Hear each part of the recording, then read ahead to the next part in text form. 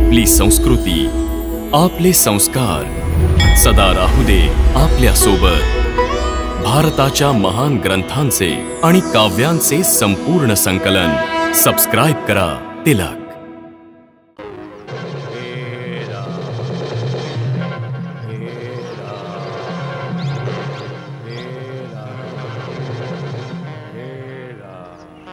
कबंद राक्षसावर प्रहार करणाऱ्या वीरानो, तुम्ही दोघ कोण आहात? खरं खरं सांगा, कारण विश्वात केवळ दोनच वीर असे आहेत जे माझे बाहू कापू शकतात। असे कोण वीर आहेत ते? श्रीराम आणि लक्ष्मण।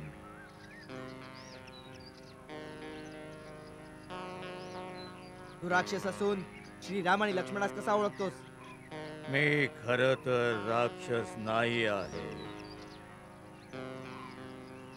ऋषी स्थूल तिलाच्या शापानं मी राक्षस झालो आणि त्याने सांगितलं होतं, तेव्हा श्रीराम आपल्या बंधू सोबत आपल्या पत्नीला शोधत इथे येतील,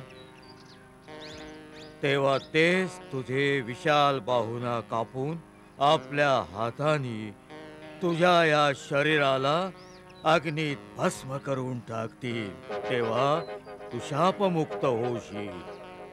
जर तू तो श्रीराम असशील तर खरं खरं सांग, मला तुझ्या पत्नी बाबत एक महत्वाची सूचना द्यायची आहे। मीच राम आहे बंधू। माझ्या पत्नी संदर्भात महत्वाची सूचना काय आहे? मला तर केवळ एवढंच माहीत आहे की रावण नावाच्या राक्षसानं माझ्या पत्नीला सीतेला पळवून नेला आहे, परंतु तो कुठं राहतो, त्याचं काय सामर्थ्य आहे ते आम्हाला माहीत नाही। जर तुला माहीत असेल तर कृपा करून आम्हाला त्याच्याबद्दल पूर्ण माहिती दे। आता नाही देऊ शकत। माझं हे राक्षसी शरीर शापित आहे। ऋषीच्या शापाने माझ्या सुंदर शरीराबरोबरच माझं दिव्य ज्ञान आणि विज्ञान दोन्ही लुप्त झालं आहे। जर आपण मला खड्ड्यात टाकून माझ्या या शरीराला जाळून टाकाल तरच मी माझ्या मूळ गंधर्व रूपात जाऊ शकेन। परंतु आम्ही तुला जिवंत कसं जाळून टाकू? हे राघवा, यानं तुला काहीच पाप लागणार नाही। ब्रह्माच्या वरदानामुळे मी शस्त्र प्रहारानं नाही मारला जाऊ शकत। यावर एकच मार्ग आहे। ऋषी स्थूल शिराच्या सांगण्यावरून अग्नीत जळूनच मी या अक्राळ विक्राळ शरीराच्या बंधनातून मुक्त होऊन माझ्या खऱ्या शरीराला प्राप्त करीन। या क्षणी मला दिव्य ज्ञान नाही आहे। शापामुळे माझं ज्ञान आणि विज्ञान दोन्हीही नष्ट झालं आहे। मोठी अद्भुत कथा आहे, परंतु हे सत्य आहे। मी धनु नावाचा गंधर्व आहे। पूर्वीच्या काळी मी फार बलवान व पराक्रमी होतो, इतका सुंदर की इंद्र, सूर्य आणि चंद्राप्रमाणे माझं शरीर मनोहर आणि तेजस्वी होतं। तरीही मी गंमत म्हणून भयानक राक्षसी रूप धारण करून ऋषी मुनींना घाबरवायचो। त्यात मला आनंद मिळायचा। एक दिवस स्थूलशिरा नावाचे एक तेजस्वी महर्षी वनात दिसले। त्यांचं महात्म्य जाणल्याशिवाय मी त्यांना खूप त्रास दिला। त्यांचा राग अनावर झाला। त्याच वेळी हातात पाणी घेऊन अग्नीला साक्षी ठेवून त्याने मला शाप दिला। मी तुला शाप देतो की हे भयानक रूपच कायम तुझ्यासाठी तुझं खरं रूप होऊन जाईल आणि तू राक्षस वृत्तीने जगशील। मी त्यांचे पाय धरले, विनंती केली, की या शापातून मुक्त होण्याचा उपाय सांगा. तेव्हा त्याने सांगितलं, आमचा शाप निष्फळ ठरणार नाही, पण तुझी दया येऊन आम्ही सांगतो की जेव्हा श्री रामचंद्र लक्ष्मणासोबत इथे येतील आणि ते तुझे दोन्ही विशाल बाहू कापून जर आपल्या हाताने शरीराचा अग्निसंस्कार करतील तर परत तुझे दिव्य स्वरूप आणि ज्ञान तुला प्राप्त होईल. एकदा माझं इंद्राशी युद्ध झालं. दीर्घायुष्याचं वरदान प्राप्त झाल्यामुळे तो मला मारू नाही शकला, परंतु इंद्राच्या वज्रप्रहारानं माझं शिर आणि दोन्ही पाय माझ्या देहात घुसले. तेव्हापासून माझं शरीर केवळ कबंधच राहिलं आहे आणि मी आपल्या लांब लांब बाहूंनी वनातल्या पशुपक्ष्यांना पकडून खाऊन टाकतो. म्हणून हे श्रीरामा, माझ्यावर कृपा कर, मला या शरीरापासून मुक्त कर. सूर्यास्त होण्यापूर्वीच मला एखाद्या खड्ड्यात टाकून माझा अग्निसंस्कार करून टाक. तेव्हा मी एका अशा महापुरुषाचा ठाव ठिकाणा आपल्याला सांगेन जो आपली मदत करू शकेल. मग ठीक आहे लक्ष्मण, तू खड्डा खोदून चिता तयार कर. जशी आज्ञा दादा.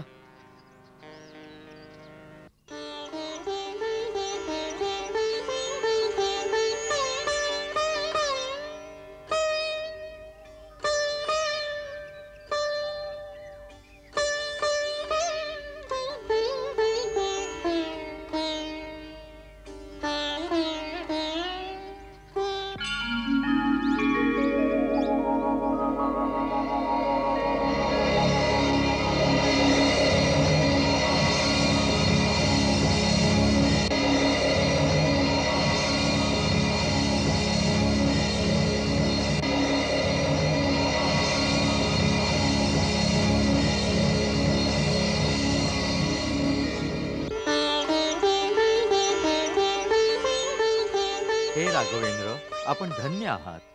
आपल्या करुणामय दृष्टीमुळेच मी पूर्वी समान माझं सुंदर शरीर परत मिळवलं आहे. आता मी माझ्या दिव्य ज्ञानानं जे पाहू शकतो ते सांगतो. रावण देवतांचा खजिनदार महागंधर्व कुबेराचा छोटा भाऊ आहे. पुलस्य ब्रह्माचा नातू आणि ऋषी विशर्वाचा पुत्र आहे. ब्रह्माकडून वर मिळवून तो दिग्विजयी झाला आहे. तो दानवांचा अर्थात आधीच्या देवतांचा राजा आहे. तोच आपल्या पत्नीला घेऊन दक्षिण दिशेला गेला आहे. जिथे तो गेला आहे तिथपर्यंत माझी दृष्टी नाही जाऊ शकत, परंतु मी जे पाहत आहे ते सांगतो. दक्षिणेकडे गेल्यावर आपल्याला एक परमवीर वानरांचे राजे सुग्रीव भेटतील. त्यांच्याशी आपली मैत्री होईल. ते सीतामाईचा शोध घेण्यात आपली मदत करतील. सुग्रीव सध्या ऋषीमुख पर्वतावर राहत आहेत. आपण लवकरच त्यांच्याकडे जा आणि त्यांच्याशी मैत्री करा. मी हे पाहतोय की अंततः आपणच विजय मिळवाल. परंतु ऋषीमुख पर्वतावर जाण्याचा कोणता मार्ग आहे? आपण पश्चिम दिशेला गेलात की दक्षिण प्रदेशातील बरेच पर्वत व नद्या पार करून पंपा सरोवर नावाच्या एका सुंदर सरोवरापर्यंत पोहोचाल. तिथे महामुनी मतंगाचा आश्रम आहे. त्यांच्या तपोबळाच्या प्रभावामुळे त्या आश्रमाच्या जवळ जाताच प्राण्यामधली हिंसेची सर्व भावनाच नष्ट होऊन जाते. मतंग ऋषी आता नाहीत, पण त्यांची एक परम शिष्या महातपस्विनी शबरी आताही तिथे राहते. ती आपल्या गुरूंच्या आज्ञेनुसार आपल्या आगमनाची प्रतीक्षा करत आहे. ती आपल्याला भगवान मानून नित्य नेमाने मनोभावे आपली पूजा करते. जेव्हा आपण तिला भेटाल तेव्हा ती आपल्याला महाबली सुग्रीवापर्यंत पोहोचण्याचा पुढचा मार्ग सांगेल. हे राम, आपण दुःख करू नका. आपण अवश्य विजयी व्हाल. आता मला आज्ञा द्या.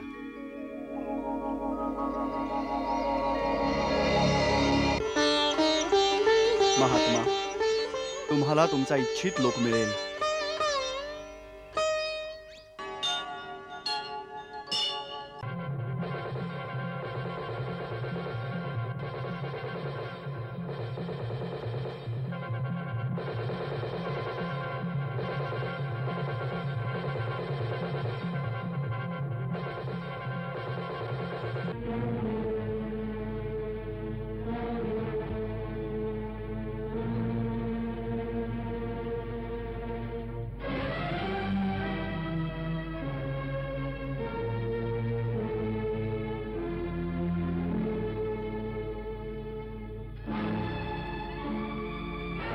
हे रघुकुल तिलक, श्री रघुनाथ, श्री लक्ष्मण कुमार, आपल्या श्री चरणांशी सारथी सेवाधारी मातलीचा प्रणाम. प्रणाम. प्रभू, मी मातली नामधारी इंद्राचा सारथी आहे. सुरेंद्रांना आपल्या विजयाच्या इच्छेनं आपला दिव्य रथ आपल्या सेवेसाठी पाठवलाय. याचा स्वीकार करा प्रभू. परंतु आम्ही तर देवराज इंद्राकडून कोणतीच सहायता नाही मागितली. हे नाथ, देवराजांनी हा रथ पितामह श्री ब्रह्माजींच्या आज्ञेवरून पाठवलाय. देवराजांनी सांगितलंय की रावणाबरोबर मायावी युद्धात हा आपल्यासाठी उपयोगी होईल. सावधान दादा, युद्ध क्षेत्रात अचानक कुणावर विश्वास सुरक्षित नाही. शत्रू विकट, कट कपट करण्यात सिद्धहस्त आहे. श्री लक्ष्मणांची सतर्कता कौतुकास्पद आहे. आपला संशय नाहीसा करण्यासाठी मी या रथाचं विशिष्ट वर्णन ऐकवतो, जे फक्त देवलोकवासियांनाच माहीत आहे. हे रघुवंशमणी, त्रिपरारी श्री ब्रह्माजी द्वारा निर्मित हा दिव्य रथ आहे. यात 7ही कुलगिरांचं बळ आहे. अष्टमहानाग, वासुकी, अनंत, दक्ष, शंखपाल, मुलकी, पद्य, महापद्य आणि कारकोटक या रथाच्या लगामाच्या दोऱ्यांमध्ये अदृश्य रूपात आहेत.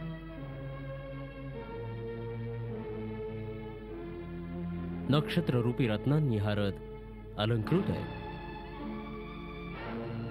यात इंद्राचं महान धनुष्य, अग्निसमान तेजस्वी कवच, कल्याणमयी उज्ज्वल शक्तीचे बाण आहे.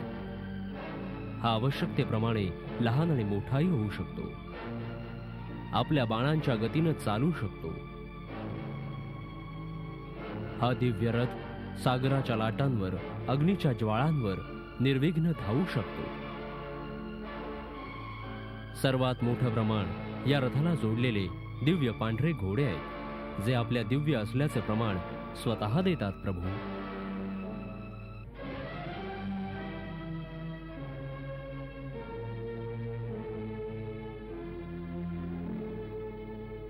युद्ध क्षेत्रात याचा चांगला उपयोग करून याला धन्य करावं. प्रभू, सुराधिपतीनं आपल्या सेवेची संधी देऊन मला धन्य केलंय. संशय सोडून देऊन देवहित आणि पृथ्वीच्या कल्याणासाठी याचा स्वीकार करावा. करुणानिधान,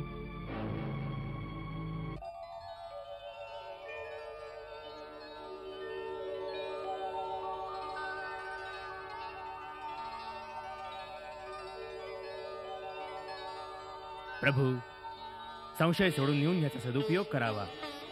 यातच सर्वांचे हित आहे, सर्वांचे कल्याण आहे. पितामह ब्रह्माजी, देवराज सुरेंद्र तसंच समस्त देवतांना आमचा शतशत प्रणाम आणि सादर धन्यवाद.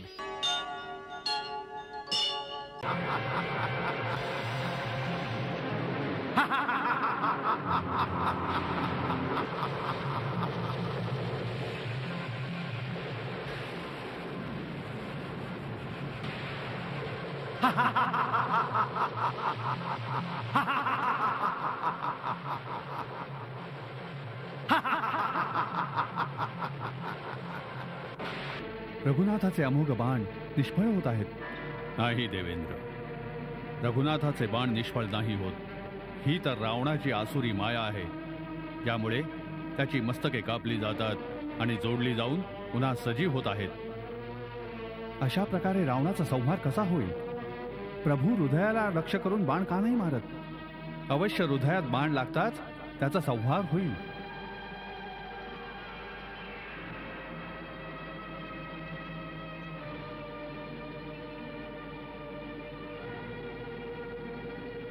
हे देवराज इंद्र, हे एक गूढ रहस्य आहे. श्रीराम रावणाच्या हृदयाला लक्ष्य करून बाण नाही चालवणार, कारण श्रीरामांना माहित आहे की रावणाच्या हृदयात निरंतर सीतेचा वास आहे.